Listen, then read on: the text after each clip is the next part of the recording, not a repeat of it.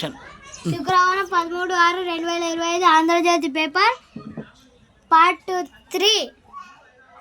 పిడుగుపాటుకు 6 రైతుల బలి. పొలాల్లోనే ప్రాణాలు విడిచిన అన్నదాతలు. 12 మందికి గాయాలు, 2 పరిస్థితి విషమం.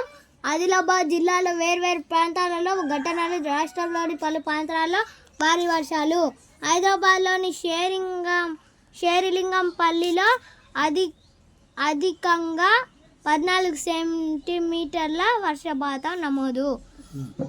భారీగా శశాంక్ గోయల్, నవీన్ మిత్తల్, ప్రియాంక ఆలా.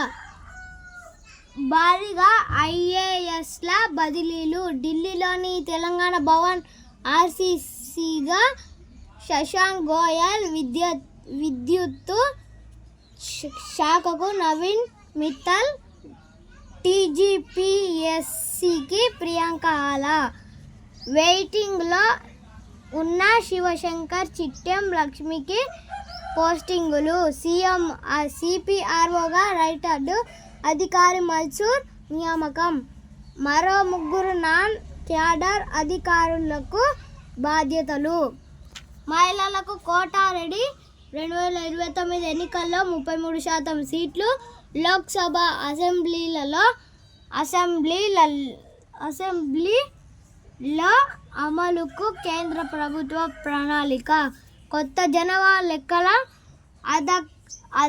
ఆధారంగా నియోజకవర్గాల పునర్విభజన. ఆ ప్రక్రియలోనే అతివాళ్లకు రిజర్వేషన్. రోడ్డు నిర్మించకుండానే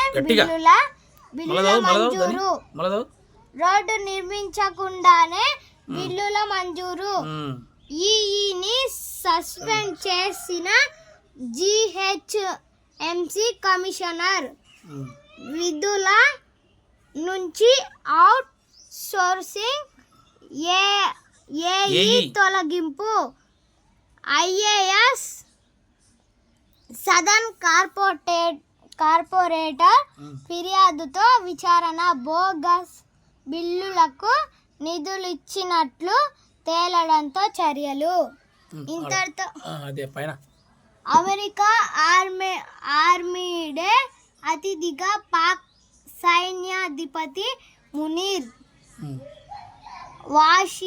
వాషింగ్టన్లో రేపు జరగనున్న పరేడ్.